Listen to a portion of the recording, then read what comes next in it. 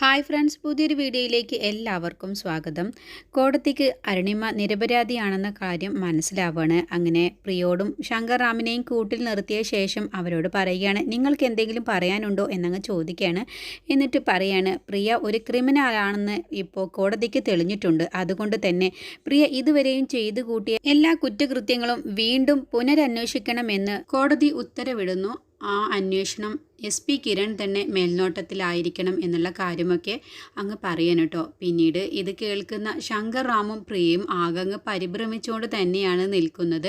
കൂട്ടുപ്രതിയായിട്ട് തന്നെയാണ് ശങ്കർ റാമിനെ കോടതി വിധി വരുന്നത്. എന്നിട്ട് 14 ദിവസത്തേക്ക് ഇവരെ റിമാൻഡ് ചെയ്യാൻ അങ്ങ് കോടതി പറയാണ്. പിന്നീട് വിചാരണ ദിവസം പ്രിയയും ശങ്കർ റാമും ചെയ്തു കൂട്ടിയ എല്ലാ പ്രവൃത്തികളും ഇവിടെ വിശദമായിട്ട് തന്നെ തെളിവോടെ തന്നെ ഇവിടെ പ്രസന്റ് ചെയ്യണം എന്നങ്ങ് പറയാൻ കേട്ടോ. അങ്ങനെ കോടതിയിൽ ആ ഒരു ഉത്തരവിടുന്നതോടുകൂടി ശങ്കർ റാവും പ്രിയയും ആകെ പേടിച്ച് വിറച്ചുകൊണ്ട് തന്നെയാണ് നിൽക്കുന്നത്. അങ്ങനെ അരുണിമ തെറ്റുകാരിയല്ല എന്നുള്ള കാര്യം അരുണിമയെ വെറുതെ വിടാൻ അങ്ങ് കോടതി ഉത്തരവ് വിടാണ്. എന്നിട്ട് കോടതി പിന്നെ അങ്ങ് എല്ലാവരും പിരിച്ചു വിടാണ് കേട്ടോ.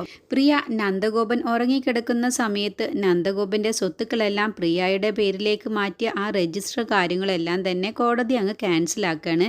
അങ്ങനെ പ്രിയയുടെ പേരിലേക്ക് എഴുതിയിട്ടുണ്ടായിരുന്ന സ്വത്തുക്കളെല്ലാം തന്നെ കോടതി അങ്ങ് ക്യാൻസൽ ആക്കി എന്നങ്ങ് പറയുമ്പോൾ അതൊക്കെ കേൾക്കുമ്പോൾ ശങ്കർ റാമിനും പ്രിയക്കും അങ്ങ് സങ്കടം വരുന്നുണ്ട്, ദേഷ്യമൊക്കെ വരുന്നുണ്ടായിരുന്നു കേട്ടോ. പിന്നീട് അവരെ പോലീസുകാർ രണ്ടുപേരെയും അങ്ങ് കൊണ്ടുപോവാണ്. 14 ദിവസത്തെ റിമാൻഡ് ചെയ്തതു എന്ന് പറഞ്ഞപ്പോൾ കാരണം പിന്നീട് പ്രിയ പോകുമ്പോൾ അവിടെ അങ്ങ് പൂജ ഫ്രണ്ടിൽ വന്നങ്ങ് നിൽക്കുകയാണ് കേട്ടോ. എന്നിട്ട് കയ്യും കെട്ടി നിന്നിട്ട് പ്രിയനെ അങ്ങ് അടിമുടി ഒന്നങ്ങ് നോക്കുകയാണ്. അപ്പോൾ പ്രിയ ആണെങ്കിൽ ദേഷ്യത്തോടു കൂടി തന്നെയാണ് പൂജയെ നോക്കുന്നത്. എന്നിട്ട് ദേഷ്യം പിടിച്ച് തുറച്ച് നോക്കിയ ശേഷം പ്രിയനെ വനിതാ കോൺസ്റ്റബിൾ അങ്ങ് കൊണ്ടുപോവാണ്. അങ്ങനെ പിന്നീട് അരുണിമേനെ അർജുനും പൂജയും കൂടി പുറത്തേക്ക് കൊണ്ടുവരാണ്. ഈ സമയത്ത് നന്ദഗോപനാണെങ്കിൽ ആകെ വിഷമിച്ചുകൊണ്ട് തന്നെ അവിടെ നിൽക്കുന്നുണ്ടാവും. എന്നിട്ട് അർജുൻ പറയണേ, എന്താ അങ്കിൾ വീട്ടിലേക്ക് പോവുകയല്ലേ എന്നങ്ങ് പറയാണ്. അപ്പോൾ അരുണിമ നന്ദഗോപനെ ഒന്നങ്ങ് നോക്കുകയാണ്.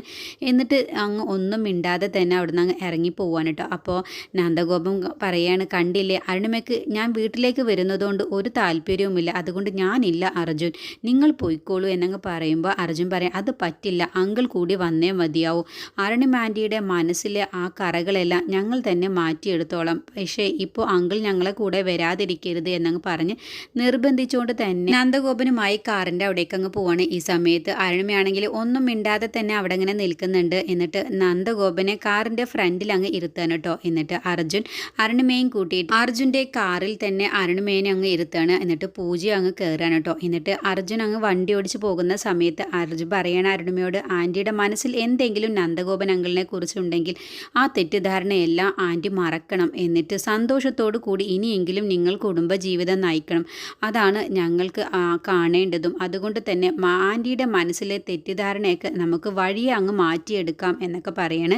അതുകൊണ്ട് ആൻറ്റി ഒരിക്കലും ഇനി നന്ദൻ അങ്കിളിനെ വെറുക്കരുത് എന്നുള്ള കാര്യമൊക്കെ വീണ്ടും പറയുമ്പോഴൊന്നും അരുണിമ അങ്ങനെ ഒരു ബുദ്ധിമുട്ടോടു കൂടി തന്നെയാണ് കേട്ടോ ഒന്നും മിണ്ടാതെ അതൊക്കെ കേൾക്കുന്നത്. അങ്ങനെ നന്ദഗോപൻ അരുണിമയെ ഒന്ന് നോക്കുന്നൊക്കെ ഉണ്ട്. പിന്നീട് അവർ നേരെ അർജുൻ്റെ വീട്ടിലെത്തുകയാണ്. ഈ സമയത്ത് ആനന്ദും മാധുരിയും വസന്തനങ്കളും കനകേച്ചിയും അച്ചമ്മയൊക്കെ കാത്തു നിൽക്കുക കേട്ടോ. എന്നിട്ട് കനകേച്ചിയുടെ അടുത്ത് നിന്ന് ആരതി വാങ്ങിയ ശേഷം അരുണിമയെ കണ്ടപ്പോൾ അച്ചമ്മ അങ്ങ് ആരതി ഒഴിഞ്ഞ് അകത്തേക്ക് ക്ഷണിക്കുകയാണ്.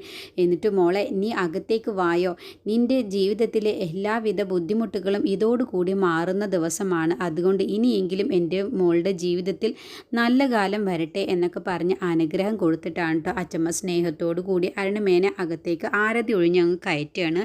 ഈ സമയത്ത് എല്ലാവരും കൂടെയുണ്ട്, അർജുനും പൂജയും നന്ദഗോപനും ഒക്കെ ഉണ്ട്. എല്ലാവരും മധു ആൻറ്റിയും ഒക്കെ നിന്ന് സന്തോഷത്തോടു കൂടി അരുണിമേനെ അകത്തേക്ക് ക്ഷണിക്കുകയാണ് കേട്ടോ. അകത്ത് കയറിയ അരുണിമ എല്ലായിടവും അങ്ങനെ സന്തോഷത്തോടു കൂടി നോക്കാനുണ്ട്. അപ്പോൾ അവിടെ നന്നായിട്ട് തന്നെ അലങ്കരിച്ചിട്ടുണ്ടാവും. അരുണിമയുടെ ബർത്ത്ഡേ ദിവസം തന്നെ ആയിരിക്കും കേട്ടോ. അപ്പോൾ ഹാപ്പി ബർത്ത്ഡേ അരുണിമ എന്നൊക്കെ എഴുതി വെച്ചിട്ടുണ്ടാവും. അഖിൽ മണി മുഴക്കിക്കൊണ്ട് തന്നെ അവിടെ നിന്ന് അങ്ങ് അകത്തുനിന്ന് വരികയാണ് കേട്ടോ. അപ്പോൾ എല്ലാവരും ആകെ അതിശയിച്ചുകൊണ്ട് നിൽക്കുകയാണ്, എന്താ അപ്പോൾ മണി മുഴക്കുന്നത് എന്നങ്ങ്. അപ്പോൾ അഖിൽ പറയാണ്, അല്ല ഇന്ന് സാധാരണ ഇവിടെ പ്രശ്നങ്ങൾ ഉണ്ടാകുന്ന സമയത്താണ് മണി മുഴക്കാറ്, ഇന്നിപ്പോൾ അങ്ങനെയല്ല കേട്ടോ എന്ന് അച്ചമ്മ പറയട്ടെ. ഇന്ന് സന്തോഷത്തിൻ്റെ ഒരു ദിവസമാണ്. കാരണം ഇന്ന് അരുണിമയുടെ ബർത്ത്ഡേ കൂടിയാണ്, ഇന്ന് അരുണിമയുടെ ജന്മദിനം കൂടിയാണെന്നങ്ങ് പറയുമ്പോൾ അതൊരു സർപ്രൈസ് ആണല്ലോ എന്നങ്ങ് അവർ പറയാണ്. അതൊക്കെ കേൾക്കുമ്പോൾ അരുണിമയ്ക്ക് നല്ല സന്തോഷം വരികയാണ് കേട്ടോ. എന്നിട്ട് മധു ആൻറ്റി പറയണ, എനിക്ക് ചേച്ചിയോട് ഒരു കാര്യം പറയാനുണ്ട്, ചേച്ചി എനിക്ക് മാപ്പ് തരണം. ചേച്ചിയുടെ മകൾ പൂജയാണെന്ന് അറിയാതെയാണ് ഞാൻ പൂജയോട് ഓരോ ദ്രോഹങ്ങളൊക്കെ ചെയ്തു കൂട്ടിയത്. അതെല്ലാം ആ പ്രിയയുടെ വലയിൽ പെട്ടതുകൊണ്ടാണ്. അവളെ ഞാൻ അങ്ങ് അമിതമായി വിശ്വസിച്ചു. ചേച്ചിയുടെ മകളാണ് അവളെന്ന് ഞാൻ കരുതി. അതുകൊണ്ടാണ് അവളോട് ചെയ്തു കൂട്ടുന്ന എല്ലാ കൊള്ളരുതായ്മക്കും ഞാൻ അവളോട് കൂട്ടുനിന്നത്. അതുകൊണ്ട് ചേച്ചി എനിക്ക് മാപ്പ് തരണം. പൂജയോടും അർജുനോടൊക്കെ ഞാൻ അത് മാപ്പ് ചോദിച്ച് അവരെല്ലാവരും എനിക്ക് മാപ്പ് തന്നു. അതുപോലെ ചേച്ചിയും എനിക്ക് മാപ്പ് തരണം. ഞാൻ ചെയ്ത പ്രവൃത്തികളൊന്നും ഞാൻ ന്യായീകരിക്കുകയല്ല എന്നൊക്കെ പറഞ്ഞിട്ട് അരുണിമയോട് ഇങ്ങനെ പറയണം കേട്ടോ, സങ്കടത്തോടു കൂടി പറയണേ. അങ്ങനെ അരുണിമ, വാ മധു ഇങ്ങെടുത്ത് വാ എന്നങ്ങ് സ്നേഹത്തോടു കൂടി വിളിച്ചിട്ട് മധുവിൻ്റെ കരണം നോക്കിയിട്ട് തന്നെ അരുണിമ ഒന്നങ്ങ് പൊട്ടിക്കുകയാണ് കേട്ടോ. അത് പൊട്ടിയതോടുകൂടി മധു ആൻറ്റി അവിടെ നിലത്തേക്ക് അങ്ങ് വീഴാണ്. അത് കണ്ടു നിൽക്കുന്ന എല്ലാവർക്കും അതാകെ അങ്ങ് സങ്കടം വരുന്നുണ്ട് കേട്ടോ. പെട്ടെന്ന് തന്നെ അരുണിമയുടെ ആ ഒരു അടി മധു ആൻറ്റിക്ക് നല്ലൊരു വിഷമാവുകയാണ്. അങ്ങനെ മധു ആൻറ്റി മധു ആൻറ്റിയെ മാധുര്യം അങ്ങ് പിടിച്ച് എണീക്കുകയാണ്. മധു എണീക്ക് എന്നങ്ങ് പറയട്ടോ. എന്നിട്ട് ഇത് ഞാൻ ഇപ്പോൾ നിന്നെ എന്തിനാണെന്നോ അടിച്ചത്, നീ എൻ്റെ പൂജ മോളുടെ കണ്ണ് കളയാൻ കൂട്ടുനിന്നതിന് എന്നങ്ങ് പറയട്ടോ. ഒരാളോടും നീ ഇങ്ങനെ ഒരു ദ്രോഹം ചെയ്യരുത് എന്നങ്ങ് പറയേണ്ട. അപ്പോൾ അത് മധുവിന് നല്ല വിഷമാവാണ്. അപ്പോൾ വസന്തൻ അപ്പോൾ അവിടെ കൈയടിക്കാൻ കേട്ടോ. എന്നിട്ട് ഇതിൻ്റെ ഒരു കുറവ് ഇവൾക്ക് നന്നായിട്ട് ഉണ്ടായിരുന്നു, അതിപ്പോൾ തീർന്നു എന്നങ്ങ് പറയട്ടോ. എന്നിട്ട് മധു ആൻറ്റി പറയണേ, എല്ലാവരുടെയും മുന്നിൽ വെച്ച് ചേച്ചി എന്നോട് ഇങ്ങനെ ചെയ്യരുതായിരുന്നു എന്നങ്ങ് പറയുമ്പോൾ നിനക്കെന്താ വിഷമമായോ?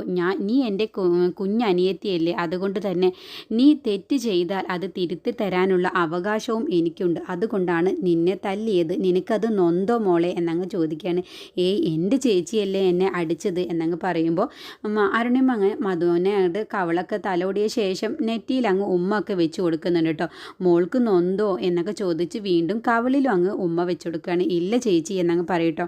അപ്പോൾ ഒരിക്കലും ഒരാളോടും ഇങ്ങനത്തെ ഒരു ക്രൂരതകളും ചെയ്യരുത് എന്നൊക്കെ പറയുമ്പോൾ അവിടെ കൂടി നിൽക്കുന്നവരെല്ലാവരും തന്നെ പിന്നീട് സന്തോഷിക്കാൻ കേട്ടോ. എന്നിട്ട് അഖിൽ സ്നേഹ പറയാണ്, മധു ആൻറ്റി ചെയ്ത് കൂട്ടിയ ദ്രോഹങ്ങളൊന്നും ഒരിക്കലും പൊറുക്കാൻ പറ്റാത്ത ദ്രോഹങ്ങൾ തന്നെയാണ്. എന്തെല്ലാം തരത്തിലുള്ള ദ്രോഹങ്ങളാണ് ഓരോരുത്തരോടും മധു ആൻറ്റി ചെയ്തത് എന്നങ്ങ് പറയുമ്പോൾ അഖിൽ പറയണം, എന്തായാലും ഇനിയിപ്പോൾ അതിനെക്കുറിച്ചൊന്നും സംസാരിക്കേണ്ട.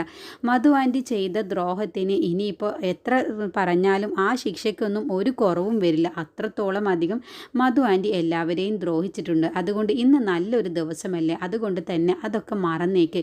എന്നിട്ട് ഒരു പുതിയൊരു ജീവിതമാണ് ഇനി ആരംഭിക്കേണ്ടത് എന്നങ്ങ് അഖിൽ കൂടി പറയണം.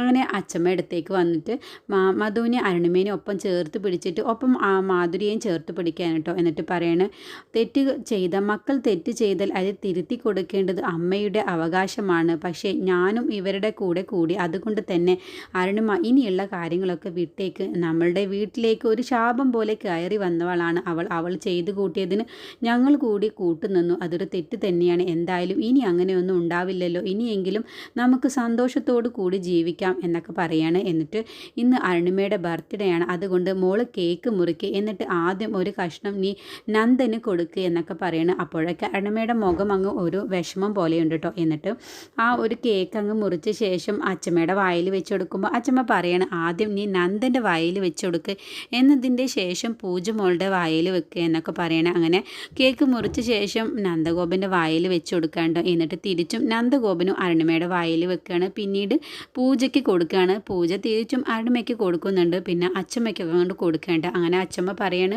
എന്തായാലും എൻ്റെ ഒരു ആഗ്രഹമാണ്, ഇനിയെങ്കിലും നിങ്ങൾ രണ്ടുപേരും സന്തോഷത്തോടു കൂടി ജീവിക്കണം.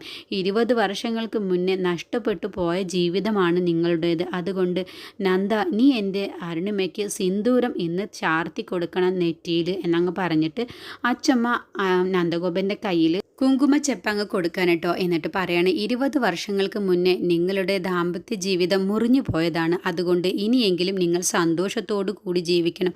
അതുകൊണ്ട് നന്ദ, എൻ്റെ കണ്ണിൻ്റെ മുന്നിൽ വെച്ച് തന്നെ നീ അരുണിമയുടെ നെറ്റിയിൽ സിന്ദൂരം ചാർത്തി കൊടുക്കണം എന്നങ്ങ് പറയാണ്. അങ്ങനെ നന്ദഗോപൻ അതിൽ നിന്നും കുങ്കുമമെടുത്ത് സിന്ദൂരം ചാർത്താൻ വേണ്ടി അരുണിമയുടെ അടുത്തേക്ക് അങ്ങ് പോവാൻ കേട്ടോ. എന്നിട്ട് നെറ്റിയിൽ അങ്ങ് തൊടാൻ വേണ്ടി നിൽക്കുന്ന സമയത്താവും പെട്ടെന്ന് ഒരു തോക്കിൻ്റെ സൗണ്ട് അങ്ങ് വരികയാണ് കേട്ടോ. ഒരു തോക്കങ്ങ് പൊട്ടിക്കാൻ ചോദിക്കുകയാണ്. അല്ല അപ്പോൾ ആ ഒരു സൗണ്ട് കേട്ടതോടുകൂടി നന്ദഗോപൻ്റെ കയ്യിൽ നിന്നും ആ കുങ്കുമത്തിൻ്റെ ചെപ്പങ്ങ് താഴെ വീഴാണ് കേട്ടോ. എന്നിട്ട് എല്ലാവരും ഒന്ന് പേടിച്ചുകൊണ്ട് തന്നെ ആ സൗണ്ട് കേട്ടിട്ട് പേടിച്ചുകൊണ്ട് തന്നെ സൗണ്ട് വന്ന ഭാഗത്തേക്ക് അങ്ങ് നോക്കുകയാണ്. അപ്പോൾ അത് കമ്മീഷണർ ആയിരിക്കും കേട്ടോ. കമ്മീഷണർ അങ്ങ് വന്നിട്ട് എന്താ എല്ലാവരും അങ്ങ് പേടിച്ചോ? ഞാനതിന് നിങ്ങളെ പേടിപ്പെടുത്തിയിട്ടൊന്നുമില്ലല്ലോ. ഒന്ന് തോക്ക് കൊണ്ട് ഒരു ഉണ്ട അങ്ങ് വിട്ടു, അത്രയല്ലേ ഉള്ളൂ. അതിന് ഇത്രയ്ക്കധികം പേടിക്കാനുണ്ടോ? എന്താ നന്ദ നീയൊക്കെ ഇത്രയ്ക്കധികം പേടിച്ചോ? ഞാനതിന് നിങ്ങൾക്ക് ഒന്നും ചെയ്തിട്ടില്ലല്ലോ എന്നങ്ങ് പറയുമ്പോൾ ആനന്ദ് വന്നിട്ട് പറയണേ, ഒരു വീട്ടിൽ ഒരു മംഗളകാര്യം നടക്കുമ്പോൾ ഇങ്ങനെയാണോ കയറി വരേണ്ടത്? ഇതിനൊക്കെ ഒരു മര്യാദ വേണ്ടേ എന്നങ്ങ് ചോദിക്കും. ഞാൻ അതിന് ഒരു മര്യാദകേടും കാണിച്ചിട്ടില്ലല്ലോ. ഒരു വെടിയുണ്ട അങ്ങ് വെച്ചു, അത്രയല്ലേ ഉള്ളൂ. അത് ഇത്രയ്ക്ക് വല്ല മോശമുള്ള കാര്യമാണോ എന്നങ്ങ് ഒരു ആക്കിയ രീതിയിൽ തന്നെ കമ്മീഷണർ അങ്ങ് പറയട്ടോ. അപ്പോൾ അർജുനും പൂജയും സ്നേഹയും അഖിലും ഒക്കെ ആകെ അമ്പരന്നുകൊണ്ട് നിൽക്കുകയാണ്.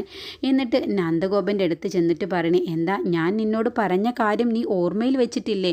നിനക്ക് ഒരിക്കലും കുടുംബജീവിതം സന്തോഷമായിട്ട് നയിക്കാൻ പറ്റില്ല.